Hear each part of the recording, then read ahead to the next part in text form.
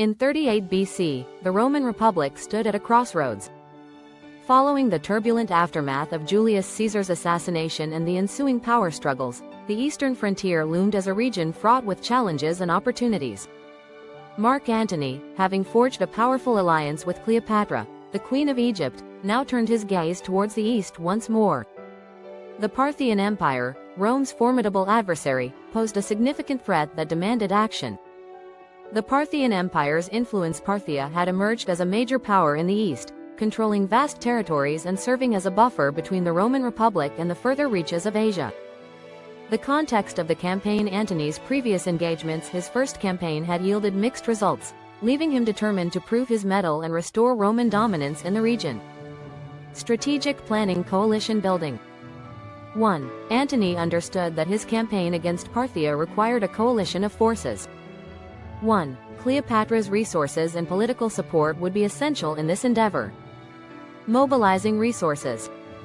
1. The logistical considerations for a campaign into Parthia were immense.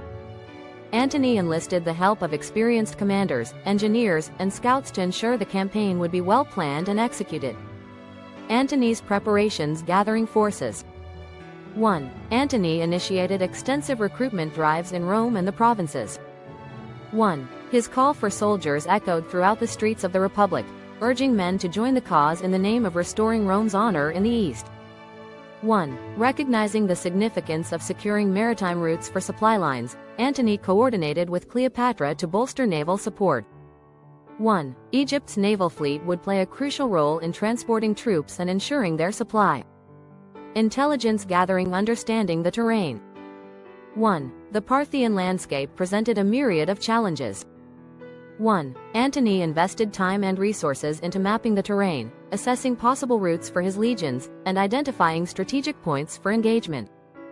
Cleopatra's role in the campaign. Political support. Cleopatra's political acumen was pivotal in ensuring Antony's campaign received the necessary support. Resource allocation. 1. Cleopatra committed significant resources from her treasury to the campaign, understanding the importance of this endeavor in strengthening their alliance and enhancing Egypt's status in the Roman world. Diplomatic maneuvering. 1. She sought to forge alliances that could provide Antony with additional support against the Parthians. Personal motivations. Protecting Egypt's interests. 1. Cleopatra viewed the campaign against Parthia as essential for safeguarding Egypt's sovereignty.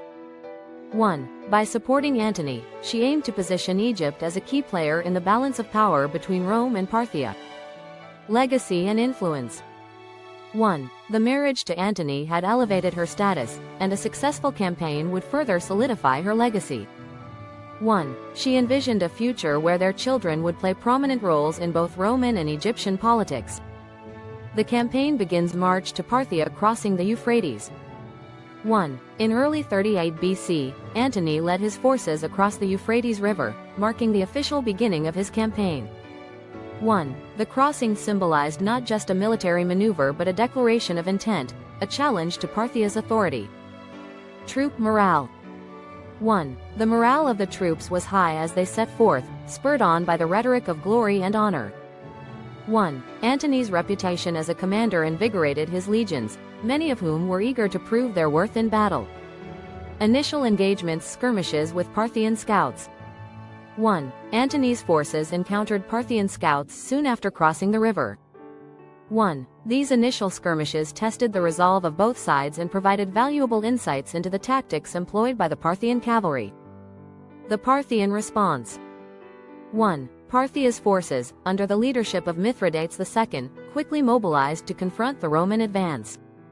1. Mithridates, a seasoned commander, sought to exploit the vast terrain to his advantage, employing hit-and-run tactics that characterized Parthian warfare. The Battle of the Carrhae. Strategic clashes setting the stage. 1. As Antony pushed deeper into Parthian territory, the two armies clashed at the plains of Carrhae. 1. This location had historical significance, recalling the Roman defeat suffered by Crassus decades earlier. Tactical preparations. 1. Antony meticulously arranged his legions, seeking to adopt a strategy that would counteract the swift cavalry tactics of the Parthians. 1. He formed a strong defensive line, using infantry as a bulwark against potential encirclement.